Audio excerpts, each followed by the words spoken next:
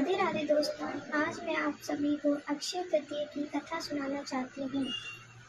बहुत पुरानी बात है। धर्मदास अपने परिवार के साथ एक छोटे से गांव में रहता था। वह बहुत ही गरीब था। वह हमेशा अपने परिवार के भरण पोषण के लिए चिंतित रहता था। उसके परिवार में कई सदस्य थे।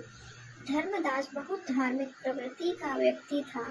एक बार उसने अक्षय तृतीया का व्रत करने का सोचा। अक्षय तृतीया के दिन सुबह जल्दी उठकर उसने गंगा में स्नान किया। फिर विधि पूर्वक भगवान विष्णु की पूजा अर्चना एवं आरती की। इस दिन अपने सामर्थ्य अनुसार जल से भरे घड़े, पंखे, जौ, सत्तू, चावल, नमक, गेहूं, गुड़, घी, दही, सोना तथा वस्त्र आदि वस्तुएं भगवान के चरणों में रखकर ब्राह्मणों को अर्पित की। यह सब दान देखकर धर्मदास के परिवार वाले तथा उसकी पत्नी ने उसे रोकने की कोशिश की। उन्होंने कहा कि अगर धर्मदास इतना सब कुछ दान में दे देगा तो उसके परिवार का पालन पोषण कैसे होगा। फिर भी धर्मदास अपने दान और पुण्य कर्म से विचलित नहीं हुआ और उसने ब्राह्मणों को कई प्रकार का दान दिया।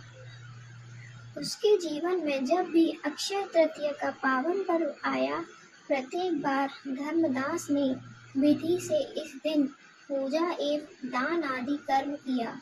बुढ़ापे का रोग, परिवार की परेशानी भी उसे उसके व्रत से विचलित नहीं कर पाई। अक्षय तृतीया का दिन किए गए दान पुण्य व पूजन के कारण वह अपने अगले जन्म में बहुत धनी एवं प्रतापी राजा बना।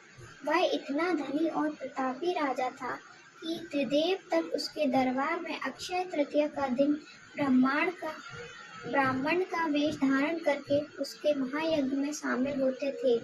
उनके राज्य में सभी प्रकार का सुख, धन, सोना, हीरे, जवाहरात, संपत्ति की किसी भी प्रकार से कमी नहीं थी। उनके राज्य में प्रजा बहुत सुखी थी। अक्षय तृतीया के पुण्य प्रभाव से राजा को वैभव एवं यश की प्राप्ति हुई। अगर आपको हमारी कथा अच्छी लगी हो तो लाइक करें और चैनल को सब्सक्राइब करें। के मार्ग से विचलित नहीं हुए। उनके अक्षय तृतीया का पुण्य सदा मिलता रहा। अपनी श्रद्धा और भक्ति का उसे कभी घमंड नहीं हुआ। वह प्रतापी राजा महान एवं वैभवशाली होने के बावजूद भी धर्म मार्ग से कभी विचलित नहीं हुआ। माना जाता है कि यही राजा आगे के जन्मों में भारत के प्रसिद्ध सम्राट चंद्रगुप्त के रूप में पैदा हुए थे।